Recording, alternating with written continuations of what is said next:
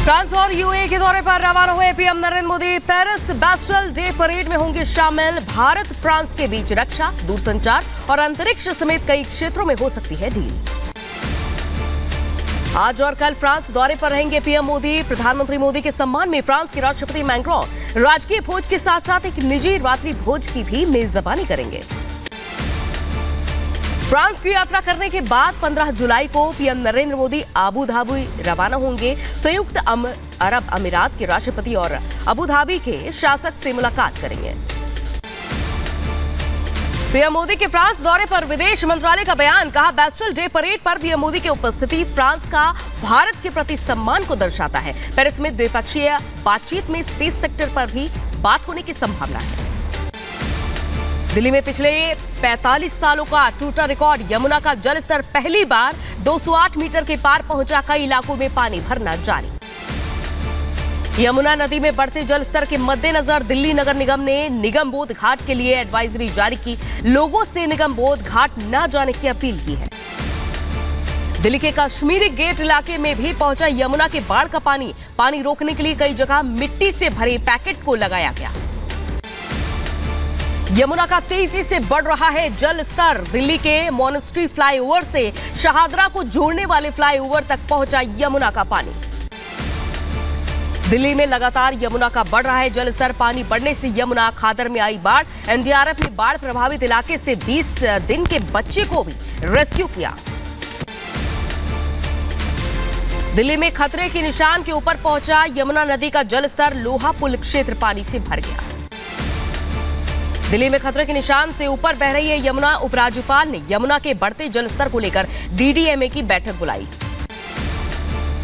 दिल्ली में बाढ़ के खतरे को लेकर मुख्यमंत्री अरविंद केजरीवाल ने आपात बैठक की और बैठक में दिल्ली के मंत्री, मेयर और सभी विभागों के अधिकारी मौजूद रहे। आपात बैठक के बाद बोले सीएम अरविंद केजरीवाल, हरियाणा से लगातार पानी छोड़े जाने की वजह से बाढ़ आई है। गृह मंत्री अमित शाह को चिट्ठी लिखकर मांगी मदद। माननीय गृह मंत्री श्री अमित शाह जी को अभी थोड़ी देर पहले चिट्ठी लिखी थी कि अगर हो सके तो पानी की दिल्ली पहुंचने की गति को थोड़ा सा कम किया जाए। दिल्ली के सीएम केजरीवाल ने राजधानी के निचले इलाकों में रह रहे लोगों से सुरक्षित जगहों पर जाने की अपील की है। कहा, लोग पानी आने का इंतजार न करें। जो यमुना के लो लाइंग एरियाज में आसपास हैं वो सब अपने अपने घर खाली कर दें, क्योंकि अचानक पानी आएगा। आपका जान को खतरा हो सकता है, आपके घर के सामान को खतरा हो सकता है। आप अपना घर खाली कर दें, हाथ जोड़ के सबसे विनती है। बीजेपी सांसद गौतम गंभीर ने दिल्ली के यमुना खादर इलाके में बाढ़ का जायजा लिया। केजरीवाल सरकार पर भी साधा निशाना। कहा, यह वक्त राजनीति का नहीं। केजरीवाल से पूछा, दिल्ली के इंफ्रास्ट्रक्चर को सुधारने के लिए कितना खर्च किया है। बीजेपी प्रवक्ता आरपी सिंह ने भी केजरीवाल पर कसा तंज। कहा, बस विज्ञापन पर हजारों करोड़ खर्च हुए हैं। उत्तर भारत में बाढ़ बारिश से कहर के बीच केंद्र सरकार का बड़ा फैसला। केंद्र ने 22 राज्यों के एसडीआरएफ के लिए 7,532 करोड़ का फंड रिलीज किया। भारी बारिश के चलते पंजाब सरकार का बड़ा फैसला, आज भी बंद रहेंगे पंजाब के स्कूल। बदायूं में बारिश से जलभराव की स्थिति। जलभराव होने से दुकानों और घरों में पानी घुसा। उज्जैन में भारी बारिश से शिप्रा नदी का जलस्तर बढ़ा। जिला प्रशासन ने घाट पर तैनात किया होमगार्ड। पंजाब के संगरूर में घाघर नदी में अचानक आई बाढ़ से 6 दर्जन गांव पानी से घिरे। बचाव अभियान के लिए एनडीआरएफ की टीम और सेना मौके पर तैनात। असम के चिरांग में नंगल भंगा और मकरा नदियों का जलस्तर बढ़ने से कई गांव बाढ़ की चपेट में। रेस्क्यू ऑपरेशन जारी। हिमाचल प्रदेश के किन्नौर में एनडीआरएफ के संयुक्त बचाव अभियान ने फंसे हुए 28 चरवाहों और ट्रेकर्स को बचाया।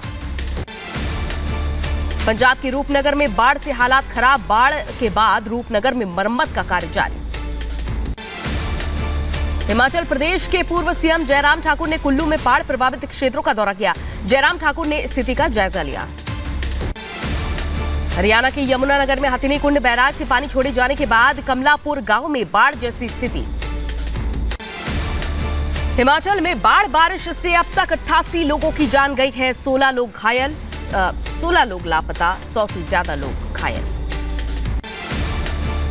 हिमाचल की मंडी से तबाही की तस्वीर सामने आई। मंडी का थुनाग बाजार पूरी तरह से तबाह, सड़क से 10 फीट तक जमा मलबा, रेस्क्यू ऑपरेशन अभी भी जारी।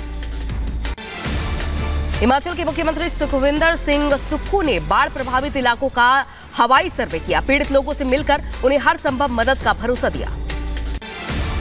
भारी बारिश के चलते लाहौल स्पीति के मुलिंग में फंसे कई लोग, रेस्क्यू ऑपरेशन कर लोगों को सुरक्षित निकाला गया, अभी भी रेस्क्यू जारी। हिमाचल के चंद्रताल झील में वायुसेना सबसे मुश्किल ऑपरेशन चलाकर 7 पर्यटकों का रेस्क्यू किया। 14,000 फीट की ऊंचाई पर फंसे थे पर्यटक। उत्तराखंड में भी लगातार बारिश होने से धौली और काली नदी का बढ़ा जलस्तर, चीर किला डैम में क्षमता से ज्यादा पानी भरने के बाद खोला गया गेट। उत्तरकाशी में लगातार बारिश के कारण गंगोत्री नेशनल हाईवे पर जगह जगह छोटी नदियों में उफान, खीर गंगा नदी का जलस्तर सड़क तक पहुंचने से कई कांवड़ यात्री और गाड़ियां फंसी। उत्तराखंड के चमोली से लैंडस्लाइड की भयानक तस्वीरें आई सामने। पाताल गंगा के पास देखते ही देखते सड़क पर पहाड़ आया, ऋषिकेश बद्रीनाथ हाईवे बंद। उत्तराखंड में बारिश की वजह से बढ़ी लैंडस्लाइड की घटनाएं, 6 नेशनल हाईवे, 3 बॉर्डर रोड समेत कुल 297 सड़कों पर गाड़ियों की आवाजाही बंद हुई। हरियाणा में भी बाढ़ बारिश से हालात बिगड़ गए हैं। हरियाणा के अंबाला जिले में सबसे ज्यादा नुकसान हुआ है और करीब 40 गांव बाढ़ प्रभावित हैं। हरियाणा में बाढ़ बारिश से अब तक 10 लोगों की मौत हुई है। हरियाणा में बाढ़ के हालात पर मुख्यमंत्री मनोहर लाल खट्टर ने बैठक में गृह मंत्री अनिल विज और अंबाला के जिला प्रशासन के अधिकारी मौजूद रहे। हरियाणा के मुख्यमंत्री मनोहर लाल खट्टर ने बाढ़ ग्रस्त इलाकों का हवाई सर्वे किया, पीड़ितों को हर संभव मदद का भरोसा दिया।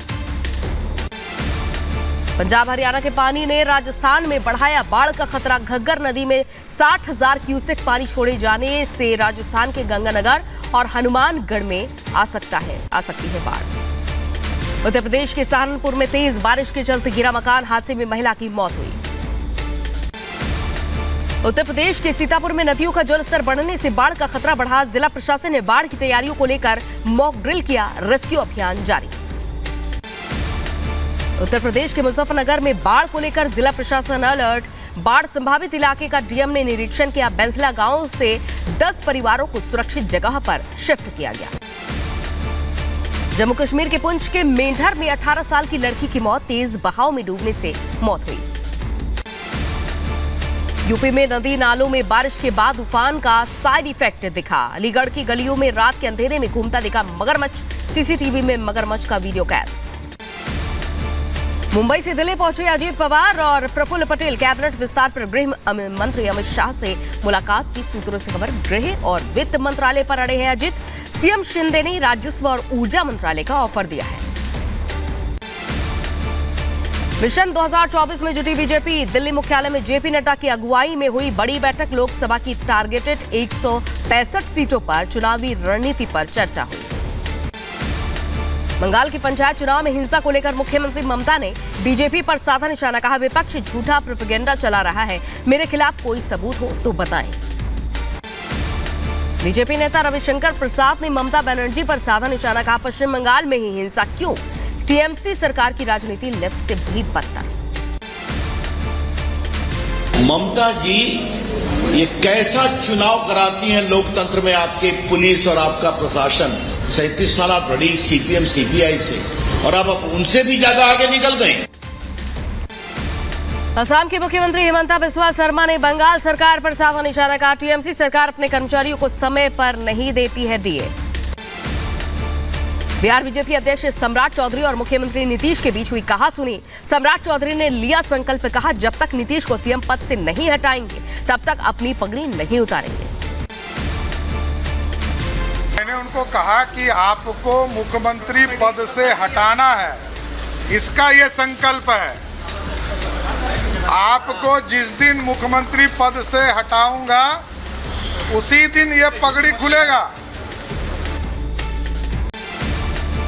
बिहार बीजेपी अध्यक्ष सम्राट चौधरी ने नीतीश सरकार पर लगाया गुंडागर्दी का आरोप, कहा सदन में सरकार की गुंडागर्दी चल रही है, बीजेपी किसी से डरने वाली नहीं है। बिहार विधानसभा में भ्रष्टाचार को लेकर बीजेपी का हल्ला बोल, तेजस्वी के इस्तीफे की मांग को लेकर विधायकों ने नारेबाजी की, सदन के अंदर जमकर कुर्सियां चली। बिहार बीजेपी का आज पटना में शक्ति प्रदर्शन, विधानसभा घेराव के बहाने गांधी मैदान में दिखाएंगे ट्रेलर। आज पटना के गांधी मैदान में बीजेपी करेगी जनसभा, हजारों लोगों के आने की है आशंका। मुंबई में कांग्रेस के प्रदर्शन में शामिल हुए शरद गुट के नेता जितेंद्र आव्हाड, कहा लोकतंत्र पर हो रहा है हमला, जनता देगी जवाब, राहुल की सदस्यता खत्म किए जाने के खिलाफ प्रदर्शन हो रहा है। पाकिस्तान से ग्रेटर नोएडा आई सीमा हैदर की जांच जारी, पुलिस मोबाइल और सिम की कर रही है जांच। सीमा हैदर ने रिपब्लिक भारत से बातचीत में अपने भाई से संबंधों को नकारा, कहा मेरा भाई पाक सेना का सामान्य सिपाही है। सीमा हैदर को लेकर बोले सचिन के पिता, कहा हमने सीमा को अपना लिया है, उसके बच्चे को भी अपना लिया है, वो हमारी बहू है। अपना लिया है, बच्चों को भी अपनाया है, सीमा हमारे घर की बहू है, हमने बहुत अच्छी तरीका से अपनाया है। पूरा हमारा क्षेत्र नहीं, पूरा क्षेत्र वो धन्यवाद दे के जा रहे हैं।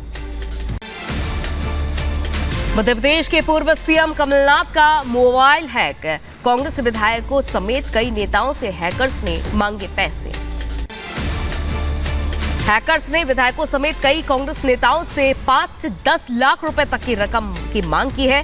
मामले में क्राइम ब्रांच ने 2 लोगों को गिरफ्तार किया। चंद्रयान 3 की आज से उल्टी गिनती शुरू, धरती से चांद तक का सफर तय करेगा चंद्रयान। सुपरटेक के चेयरमैन आर.के. अरोड़ा के मामले में आज सुनवाई, अरोड़ा की ओर से दायर जमानत याचिका पर पटियाला हाउस कोर्ट सुनवाई करेगा। आज से हरियाणा के गुरुग्राम में G20 सम्मेलन, गृह मंत्री अमित शाह करेंगे उद्घाटन सत्र को संबोधित।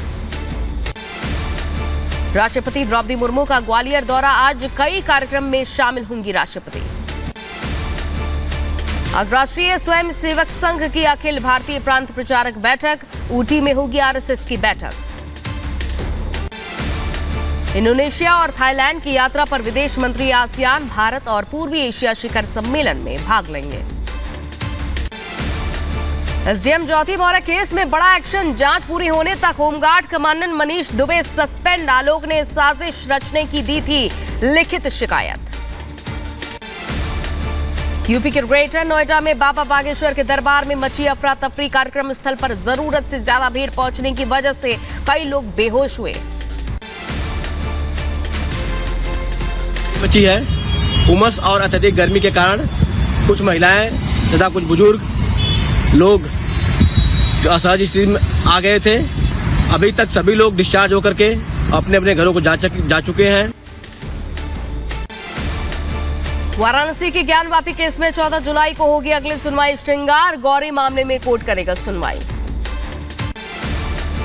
बीजेपी सांसद बृजभूषण सिंह का प्रियंका गांधी को जवाब, ट्वीट कर लिखा, प्रियंका का ट्वीट देश को गुमराह करने वाला, इस षड्यंत्र में कांग्रेस पूरी तरह से शामिल।